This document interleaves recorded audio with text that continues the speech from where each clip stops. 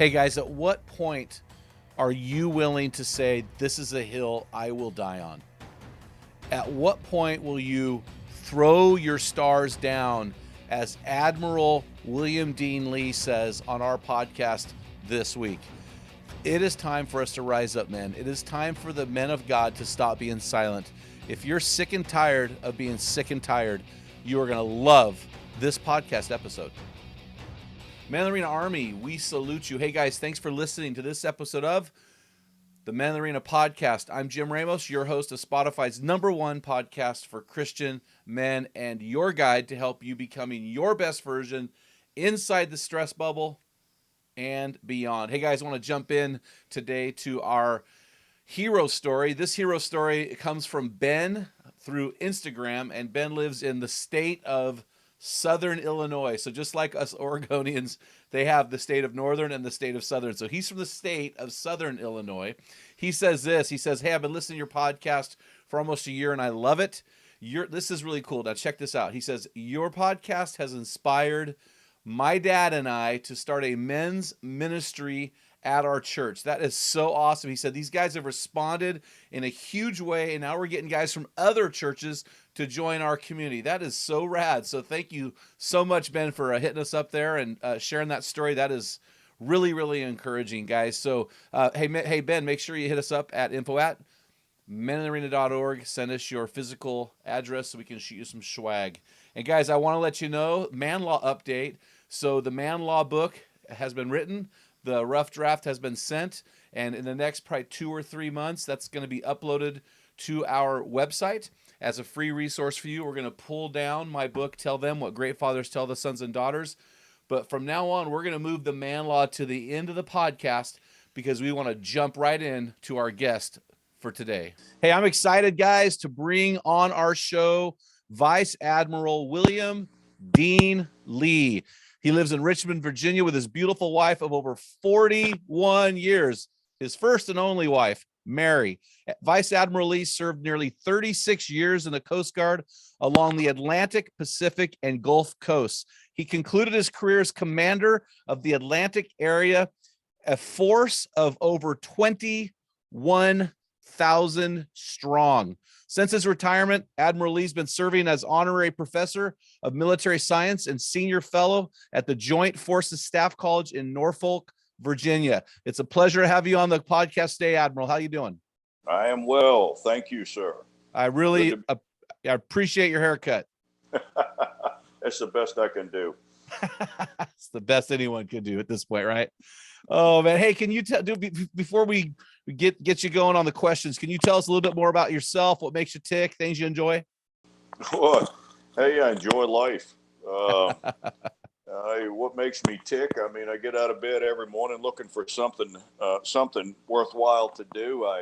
One day a week, I volunteer at the local jail working with 144 heroin addicts and meth addicts. I mean, you take it, whatever the drug is, if they're addicted to it, I work with them. And that's kind of my personal ministry. And I get a great deal of joy out of that. That's my way to continue to serve and pay back. Other than that, I'm a grandfather of 3, and I got 2 boys, 2 sons. One works in Charlotte, North Carolina. Very proud of him. And the other one works right here in the same county I live in. He's a police officer, so he's a first responder also. Over. All right. So you talked about going into the prison as your ministry, serving addicts. How did that happen? How did that come about? Well, I wish I could say that I had a plan when I retired, but what happened was the local sheriff, who is a friend of mine, kept asking me to come up to the jail to see this program he's got going on. He said, hey, I've got this thing going on with a bunch of heroin addicts. And I kept kicking the can, trying to find an excuse not to go. And after several months of that, he finally cornered me one day and asked me, all right, what's your excuse today for not going? And not having any, I found myself in the jail within 45 minutes and pushed out in front of a whole pod full of people that look like they'd kill you rather as soon as look at you. And I was nervous. I got to tell you, it was a frightening experience for me because I'd never been in a jail before. Mm-hmm. And worse than that, I had spent 36 years in an organization that chased down drug runners and put handcuffs on them. So my goal was to put them in there. And I looked at all of them through that same lens, that most people do. Is you get your just desserts, and Yeah. I didn't really have any sympathy for them, but nevertheless, I'm in there, and after 45, 50 minutes of talking to them, they had hooked my heart, and I've been going back every Tuesday morning for the last 6 years. And what are you doing there? I bring the gospel to them, but also bring friendship and love to them. I mean, I help a lot of them when they get out. I help them find jobs. I help their families while they're in. Sometimes I'll go meet with a child, a wayward teenager whose father's locked up, and talk to him or her. And it brings me great joy. Here, I tell you, the bottom line is this. Going to that jail for the last 6 years taught me more about the human condition than I learned in the first 62 years of my life. Wow. And the most important thing it taught me was how to not look down my long nose of moral superiority at people who end up in a jailhouse or end up addicted, because some of them never had a chance. I mean, they were born to addicts, and how wrong I was to have judged them before I ever knew what kind of paths that they had been on to get them in that place. Over. Wow. Yeah, sometimes it makes you wonder who's serving who. Are they there for me or am I there for them? Yeah, that's really good, man. Well, it's interesting. I was doing some research on you and diving deep into the internet, and I came across a phrase that I think is your mantra. And it really is appropriate to you going into the prison system. And you said earlier you didn't have a plan after retirement. And I think I would argue, well, you have a mantra that would say it would lead you into the next step. And so tell us about this mantra of yours: serve first, lead second, be humble. You found that. Oh, yeah. All right. So, truth be told, I got that. Every leader has somebody underneath them that'll tell them what they don't want to hear, but what they need to hear. Like a Nathan. Yeah, for sure. A good king has a Nathan, and a good admiral has the chief petty officer that'll whisper in his ear when he's going down the wrong path. And when I was a young lieutenant, I was at my first command. I was a greenhorn. I really didn't know what I was doing. I wanted, like every new CO, you want to succeed because you want to get promoted. And I was bent on making my unit the cleanest, the most well manicured Coast Guard station on the East Coast. And one day I got a knock on the door by one of my chief petty officers, and he says, "Skipper, can I have a word with you?" And I go, "Yeah, come on in." He says, "You mind if I shut the door?" Uh-oh. And I said, "Sure, shut the door." Now I'm thinking, this is going to be one of them conversations like good. When they want to shut the door, they got some good juicy dirt on somebody. Yeah. They caught somebody doing something wrong. And I get to now, hold a captain's mash. I hadn't had one of them yet. So I'm kind of rubbing my hands, waiting for this good news. And for the next 40, 50 minutes, this chief petty officer commences to tell me what a sorry commanding officer I am. But he did it respectfully. And basically what he told me was, Skipper, you got your priorities wrong. I realize you want to get this place cleaned up, but you inherited this big giant base that used to be manned by 100 people, and there's only 32 of us here now. He says, and you got to make a decision whether you want to have the most immaculately maintained station on the East Coast, or whether you want to have 4 boats that run and a crew that's trained to run them, but you can't have both. There's not enough of us. Basically, what he was teaching me was it's mission first. Mission first. It's not about you and your promotion. and your success. It's about the success of the unit. Mm-hmm. And so I went out after that and had me a little plate made up, my mission statement, and that stayed on my desk for every one of the other 6 commands. I retired. I had 7 commands total, and that little plaque stayed on my desk. And I saw it every morning because it only faced me. It was a little nameplate. You couldn't see it if you came into the office, but I saw it every morning when I sat down to log on my computer and serve first. It's all about them, not you. And then, leadership comes easy if you're serving first. And that's a kind of a long-winded story, but I hope that answers your question. No, that's straight out of the Philippians chapter 2 playbook. So that's really good. And ironically, I don't know if you know this, but Nathan in Hebrew means gift of God.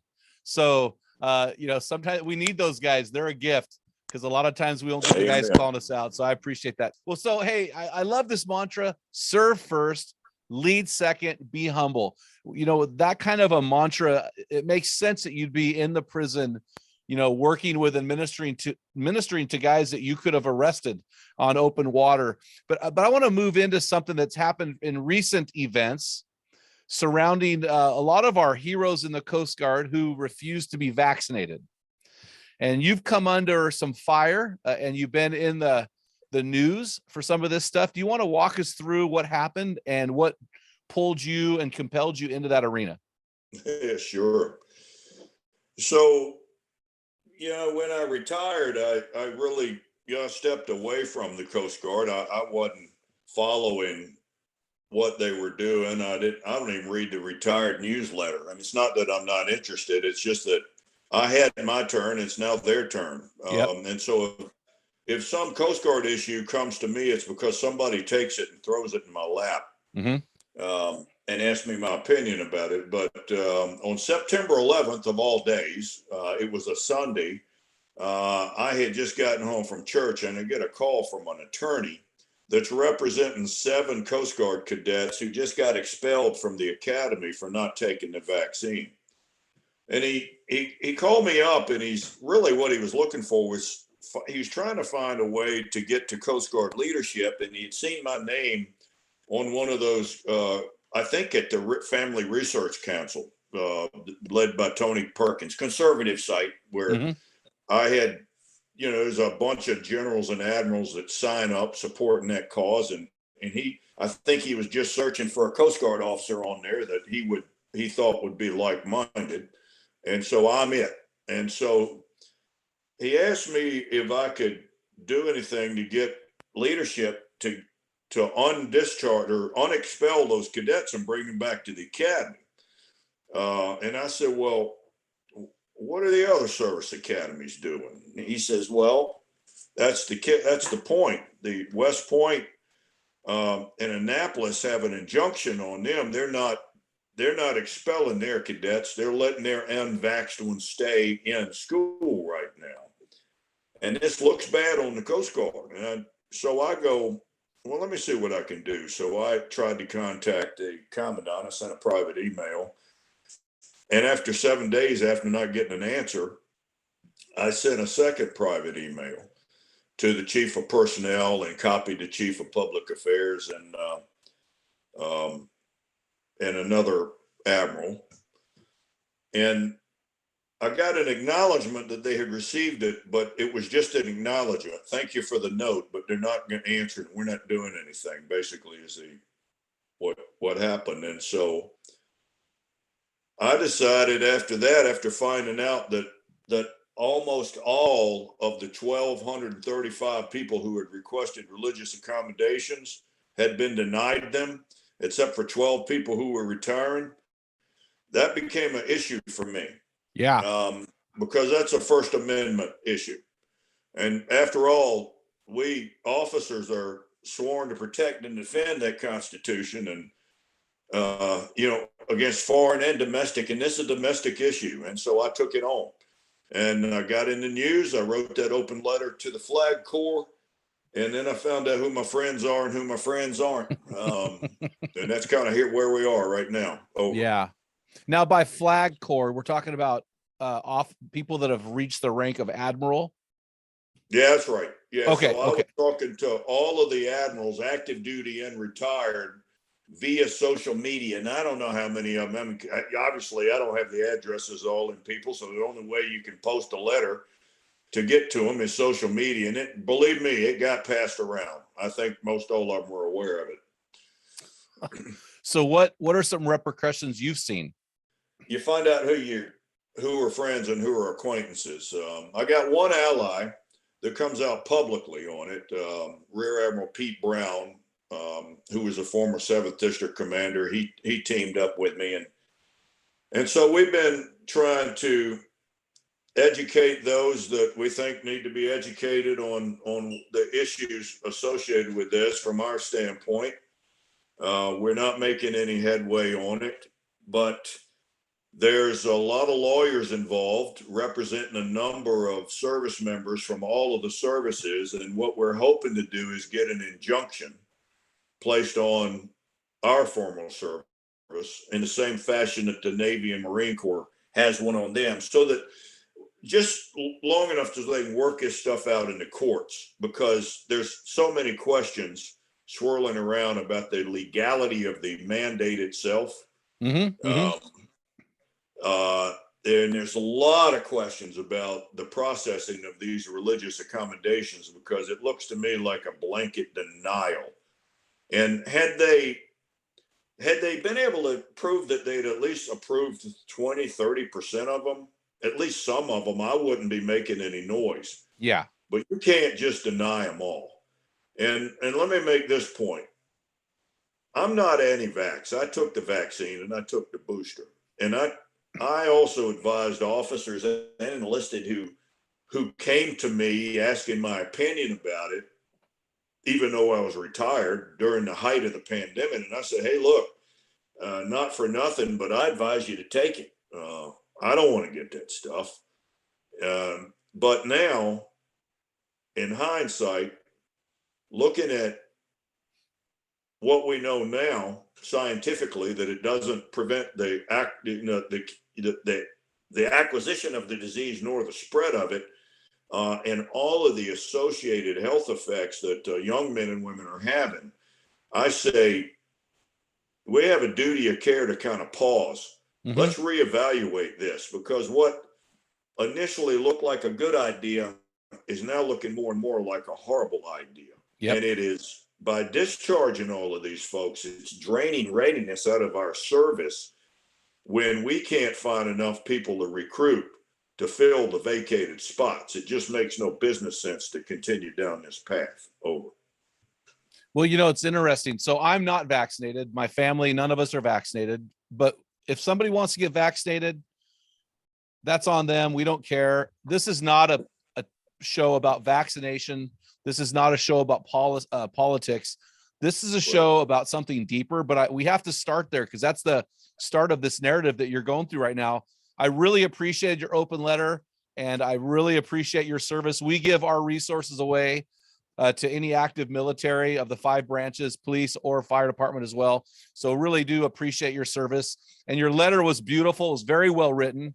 And you said, part of what you said was this, and I want to highlight this. You said, when we're getting rid of the very people who are so convicted, they're willing to give up their jobs. And I'm talking about lifelong pensions. They're willing to walk away from that rather than turn their back on their religious convictions. These are the kind of people we want to keep in the military, yet we're purging them. So I really appreciate that. So your letter, you hinted at it earlier. It seems like there's something going on that's beyond vax, no vax, right wing, left wing. It seems to be something going on with Christianity itself. Is that what you're saying? Well, look, let me make this point.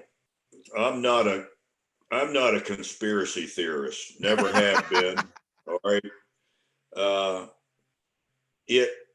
It's easy to go down that road. I don't believe there's a conspiracy here, but I will tell you this: I cannot answer the logic behind continuing down this path that they're on. It doesn't make any sense to me. Yeah. Zero sense. They're backing off on the mandate in other elements of the federal government. New York City has backed off on it, and they're reinstating the people that they had fired. Oh, wow. And why the military wants to continue this purge when we are already so weak and our backs are against the wall with recruiting and retention. It just seems like there's a hidden agenda here, but I won't dare try to guess what it is. But I'm telling you, the people that have come out, reached out to me and Admiral Brown from my former service, thanking us for trying to save their careers. These are some righteous people. These are good, God-fearing citizens who signed up to serve their country. And now we're turning our back on them. And not just that, we're treating them like lepers. Some of the stories would break your heart. Well, and I'm appalled. Well, and you go back to your original 7 cadets. It wasn't like these were 5 white dudes. This is a very very diverse group of cadets, correct? You hit the nail on the head. I mean, all of the services are running around right now. They're beating themselves on the chest and doing high fives with each other over, diversity, equity, and inclusion. Yet all 7 of these cadets were members of minority groups. 5 of them were members of color, either Hispanic or Black, and 2 of them were Caucasian females. There wasn't a white male in the group. These are the kind of folks we're trying to recruit and retain. Yes. And we're floating them right out of the system over a shot that we now know makes no difference. Yeah, I hear you. Well, you've mentioned a couple times, Admiral, you've mentioned the word purge, but there's another word that you didn't mention that's in your letter, and I want to address that other word. You said in your open letter to the Flag Corps, what I believe we're seeing here is an ideological purge. This is just one way to get rid of people with ideologies that don't match our current culture. We need people to have their moral compasses set right. So can you explain the phrase ideological purge? What does that mean to you? God-fearing men and women who have the conviction to stand on their faith over what I believe now is an illegal order. And these are the kind of people, look, so that begs a question. A lot of people have asked me this, I'm so tired of hearing people say, you're in the military, take the shot. Just take the shot. Yeah, I've heard that. And that was my view of it in the beginning. But when you find out that the shot wasn't administered in accordance with the law, yeah, they're not really, in my mind, and in the opinion of the lawyers who are representing those members, they're not really violating a legal order, all right, to begin with. And so, but who am I? Even though as a Christian, I could find no religious reason as a Baptist to not take the shot. That doesn't mean that I can be the arbiter of what another man or woman's faith tells them to do. Your conscience, your spirit can tell you whether you ought or ought not to take a particular form of medication. And so how do you measure, so when they were adjudicating these requests and their appeals, and they were just blanketly denying them all, it begs a question, well, how do you measure a man's faith? Really, is it by how many times he went to church or Sunday school, or how much money he put in the collection plate on Sunday? That's not the way you measure it. I'll tell you how I think you measure it. You measure a person's faith by what they're willing to give up. All right. And these people, many of them are walking away. They got 18, 19 years of service, and they're willing to walk away from a lifelong pension and all of the perks that go along with that. Now that is saying something right there. And if nobody else gets an account accommodation. I submit that those people deserve it. And that's why I'm fighting for this. I mean, this is just wrong. Yeah. Well, it's really interesting, Admiral. I'm rereading a book I read for seminary years ago called Church History in Plain Language. And in that book, they talk about the explosive growth of Christianity in the first century after Christ's death. And it was really interesting that the author of the book, I think his last name was Shelley. I can't remember his first name at this point. He said the one thing that Christians had that was very rare, and the reason why they were being killed and martyred, was one word: they were stubborn.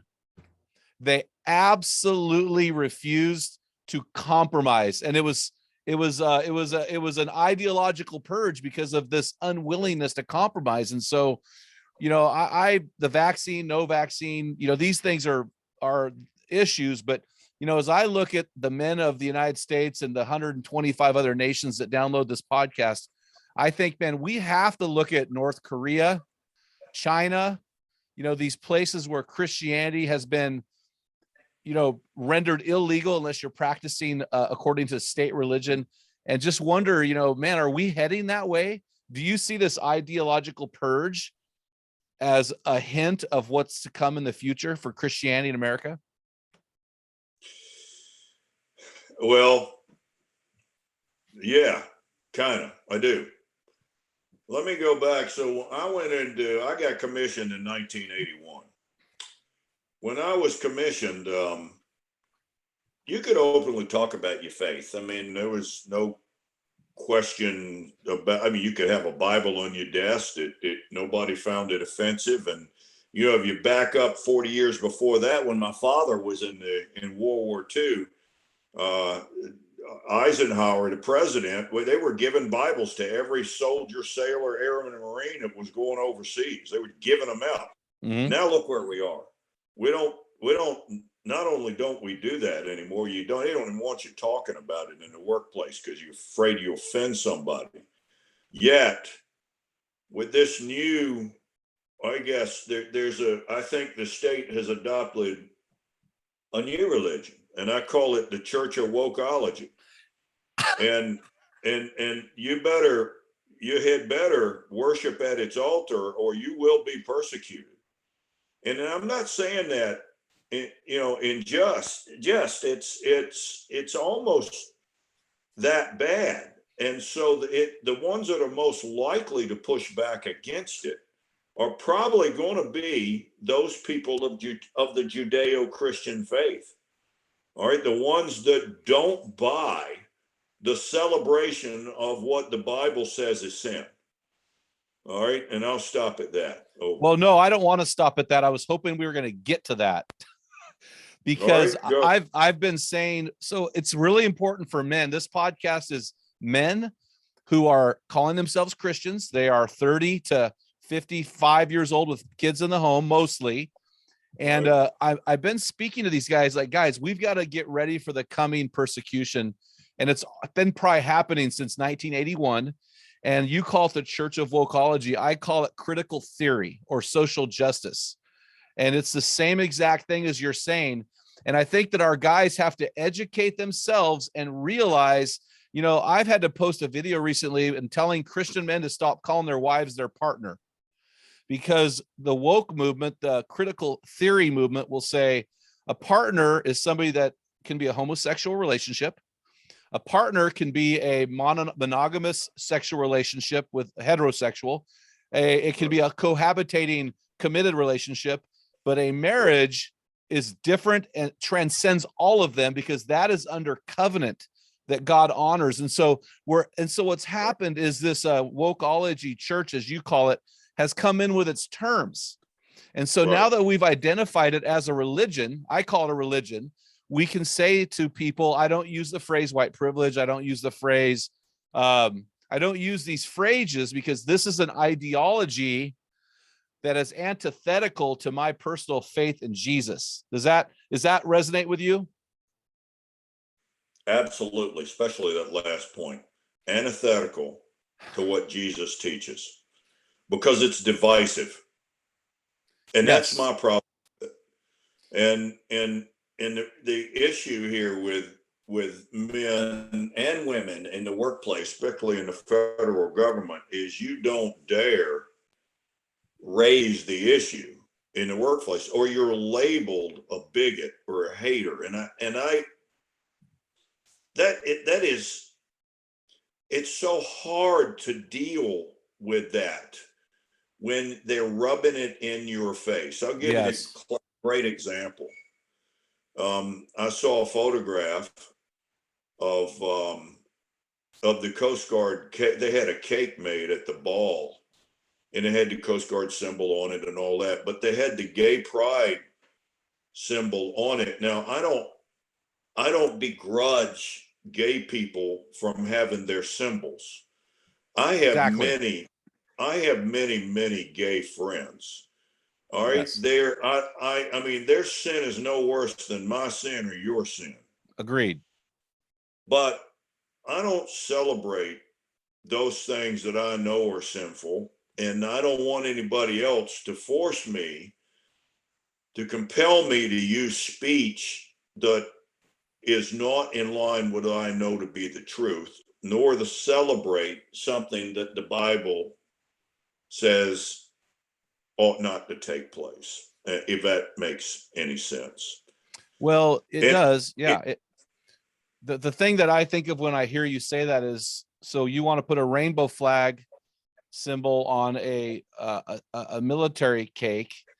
What that right, says, it goes back to the very definition. If you just look up the definition of social justice, which is critical theory, which is wokeism, if you look up the right, definition, it says it is the distribution of wealth, privileges, and resources to the oppressed. And so it's this, we're, as a Christian, man, I believe in James chapter 2 that we are all equal, show no favoritism. That's when an admiral can go into a prison with a bunch of heroin and meth addicts and function on the same level because the admiral loves Jesus. But equity says something different. Equity says you owe me something for this. And right, that's where we're struggling, right? Because we don't want to say get the rainbow off the cake because it makes it sound like we're not loving them. But what we're really saying is, no, we believe in equality, not equity. Equity is not a biblical principle. right. Well, it's even more complicated than that, though, or it Yeah, I might even be agree. more simplistic than that. So I'll give you an example. So was born and raised in Virginia, and I'm a Lee. Now I'm Ah, not I'm not saying that I'm a descendant of Robert E. Lee, but I am a Lee from Virginia. That much is true. But ever since I was a young man in college, growing up in the South like I did, you used to see the stars and bars, the Confederate flag. It was the yep, battle flag of the Army North.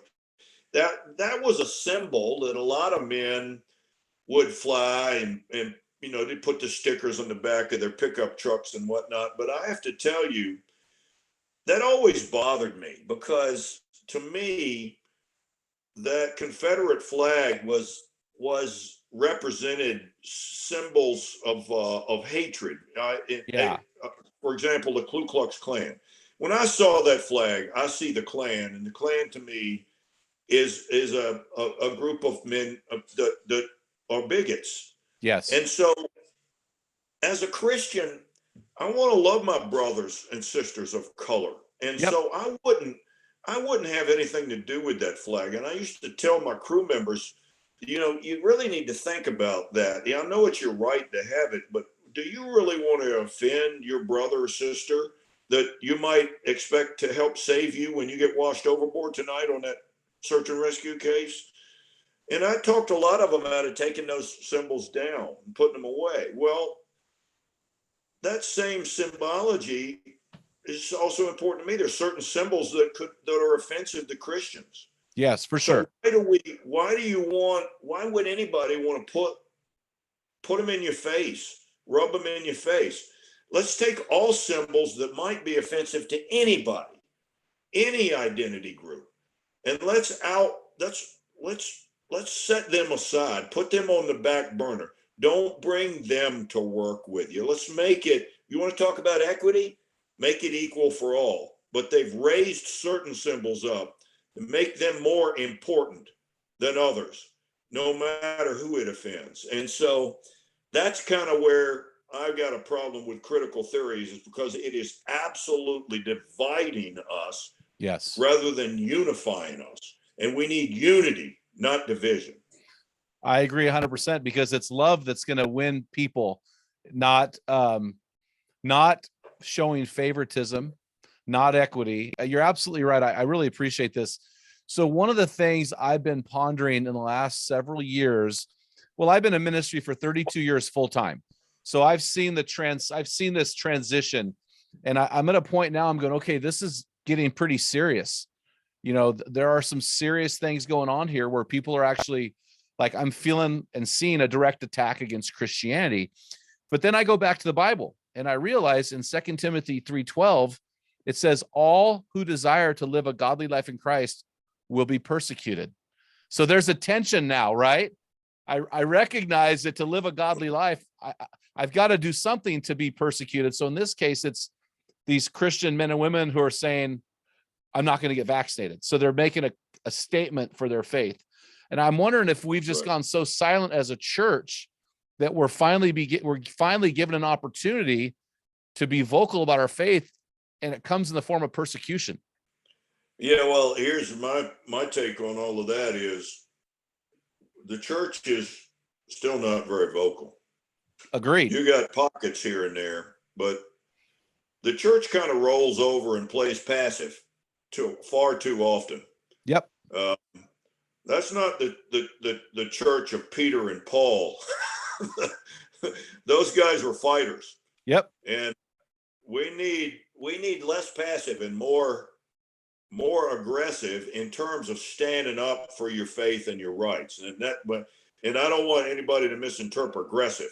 That's what I mean by it. Just stand up for your rights. That don't mean, take to violence. Just stand up, and don't let them back you in the corner, because those with the loudest voices always seem to win. Yep. And we're losing right now. Well, and I think we have a lot of guys in our podcast right now that are dads with kids in the home. And we're saying, right. Hey, what I hear you saying is, hey, Dad, teach your children that when they go to school and they're told to offer up a pronoun, that they say, well, I feel like a machine gun today. That's what my son did at his college. Or they don't buy into that. We have to teach our children more than ever to love everybody, but not buy into it. And you talked about Peter. Peter said in 1 Peter 3:17, it's better if God wills it that you should suffer for doing good rather than doing what is wrong. And so I think it's time. That's when your name was recommended to me, I was so excited, because you're in the middle of getting hammered because of what you believe, even though it's indirect. And I think men need to understand that this persecution is coming, and we're going to find out who the true believers are by those who are willing to be stubborn and stand for their convictions.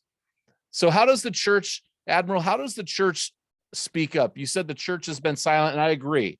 The church has been passive, and I agree. What are some things that we can do now as men of God to stand up for what we believe in this country? I don't know if you're familiar with John Stone Street or not, but he does a daily podcast, and I'm a big fan of his. And he did a segment one day. It's called the Gospel of Getting Fired. Yes. The Gospel of Getting Fired. And so in a short version of that is, we need to be willing to put our jobs on the line in order to stand our ground against some of this persecution. When you're being told you have to do something, or you have to say something that goes against the tenets of your faith and your belief. One time, when I was still on active duty, there's this course that the Joint Chiefs sponsor. It's called Pinnacle. And the only men and women that get to go to Pinnacle are those that have been selected for a 3rd star. So I was privileged. I got to go to that course. There's only a small number of people in the class. I mean, in my class, it was only 7 or 8 of us, as I recollect. And they bring in some of the, brightest and most powerful people in the federal government to come talk about various issues during that course of instruction. And I'll never forget, they had sent this one guy down from the White House, and he was on the national security staff, and he was a retired Army 3-star. But he's now serving in a civilian capacity. But he was dispatched down to talk to us about that delicate dance that senior military officers have to do with their civilian elected and appointed overseers. The commander in chief and the SecDef and their appointees. And we talked about a number of people who'd gotten crossways with the commander in chief, gotten themselves fired, like Douglas MacArthur and Stan McChrystal and various and sundry other ones. But then at the end of the conversation, he turned to all of us and he looked at us and he said something that I'll never forget, because I think it was the most important part of the entire course. It may have been the most important thing anybody had said to me at any executive course I'd ever been to. He said this. He said, you guys need to be thinking about what issue or what principle you'd be willing to throw your stars on the table for, because it just might come to that. And what I'm saying is, we need some people throwing their stars on the table right now, and I don't see anybody doing it. All right, I would be throwing my stars on the table over this purging of this vaccine mandate, given the process that they used to adjudicate the religious accommodations, because it was a process foul. And yes. I think they're going to find out, and I think it's going to be ruled just that in the court of law if justice is served. Now, we might have a guy driving going, well, yeah, that's easy to say, Admiral, when you're retired, but isn't it true that you actually did get fired from a contract because of your stance? Look, I'm not going to go there. Okay. I've been consulting for one of the 3-letter agencies. I won't name them because I don't want to draw any more fire onto my position. But after I wrote that letter and got a splash in the news media, it just so happened that I was the only guy not brought back on the same consulting team when we got the contract extended. So it's interesting. So, Admiral, when we launched Men in the Arena in 2012, I was scared to death because I just knew that the worst was going to happen. We were in a small little town in suburban or rural Oregon, in a decent sized church for our little town. But man, I knew it. We're going to lose our house. And 3 months later, the house went into foreclosure. God redeemed it.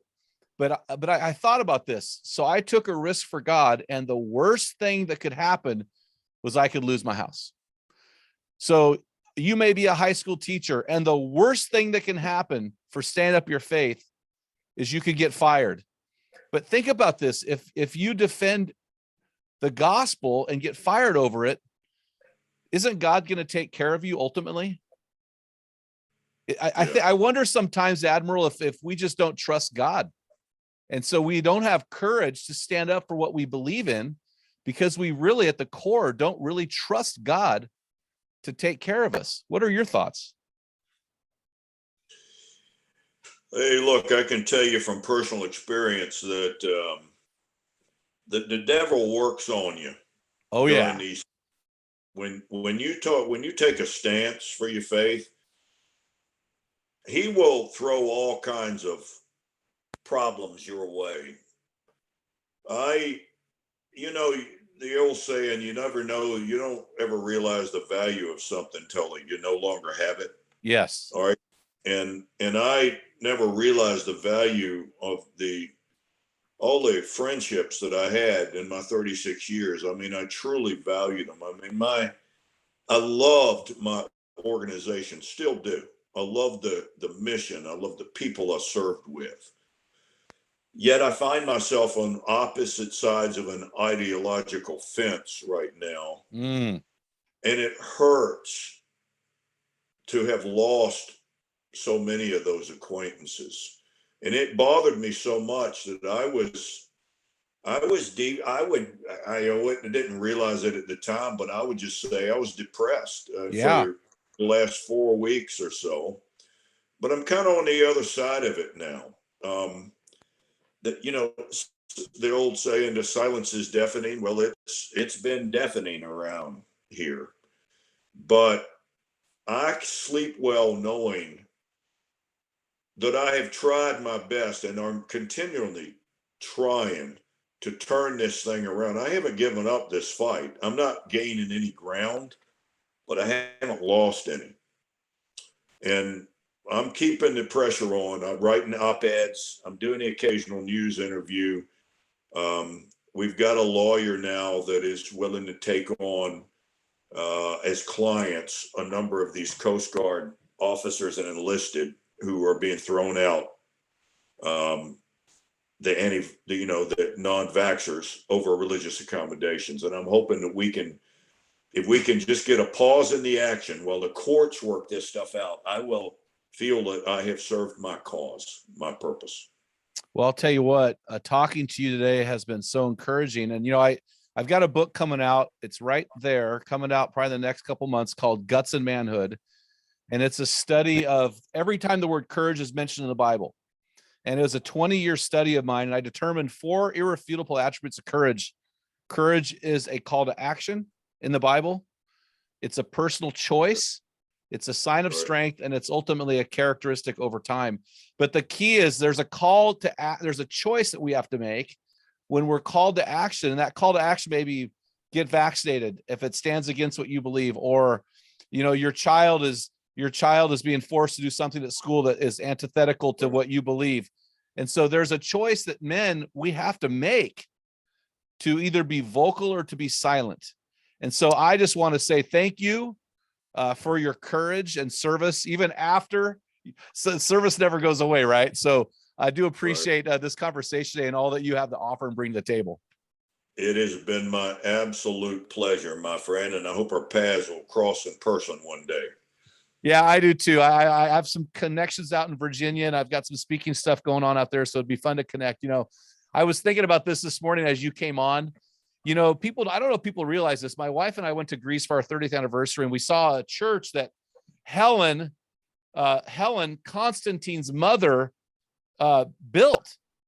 The church is ancient. Well, Constantine in the 300s, he ruled Rome from 306 to 337 AD as an emperor. He became a Christian, and he made Christianity the legal religion of the state of Rome.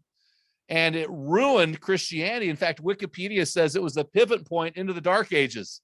And I thought, you know what? We fight so hard to make Christianity easy, and we finally have an opportunity, Admiral, at this point of our lives to deal with Christianity in a place that's hostile. Finally, and I think we're going to see some explosive growth in the church as men of faith stand up and choose courage and choose to be vocal.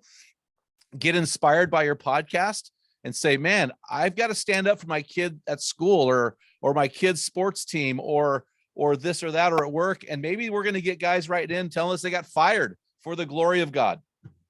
Right. Well, if I could give those men out there any advice at all, it would be this, especially you guys who have children. Go to the school board meetings, make noise, keep them in check. Because if you don't, nobody else will. And we don't want anybody else training our children in this false ideology that divides people. We want the opposite. We want Christian values taught. Love thy neighbor. Yep. Don't divide thyself from thy neighbor. So well, God bless you, good friend. I appreciate what you do, and it's been a true honor. Well, in every podcast episode, sir, we do a boots on the ground. I think you just gave it to us, which is, guys, get involved in your kids' school board meetings, PTA.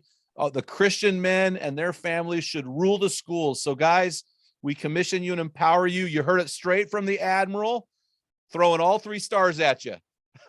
Get on it, guys. There you go. Thanks so much for coming on the show, Admiral. Sure appreciate you. Likewise, my friend. God bless. You We'll too. see you. You too. Out. All right. Bye-bye.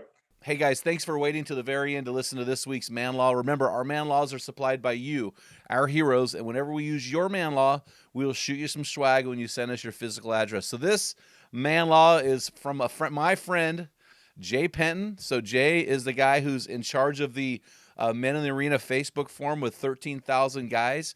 Jay's a retired state trooper from the great state of Alabama. And Jay says this: men only shave their face and their head. And I thought in parentheses, unless it's for an athletic thing, like we used to have to shave our ankles for football, or like bikers sometimes do that. But Jay says, hey, this is it. So the life rule, I'm going to add a life rule to each of these man laws, because in the book, Man Laws 100 Ways to Have Your Man Card Revoked and Rules to Live By, I offer up a man law. So I offer up a life rule. So here's the life rule for the man law: men only shave their face and head. Life rule: be comfortable in your own skin, literally. So, hey guys, in the meantime, while we're waiting to get the Man Law booklet up to our website, head on over to meninthearena.org, grab your free copy of my book, Tell Them What Great Fathers Tell Their Sons and Daughters. That book is going to come down here in the next month or so, so grab it while it is available. Until next time, feel the wet sand on the arena floor, hear the deafening roar of the crowd, taste the sweetness of victory, smell the stench of battle, get in the game, get dirty, grind it out, and be a man.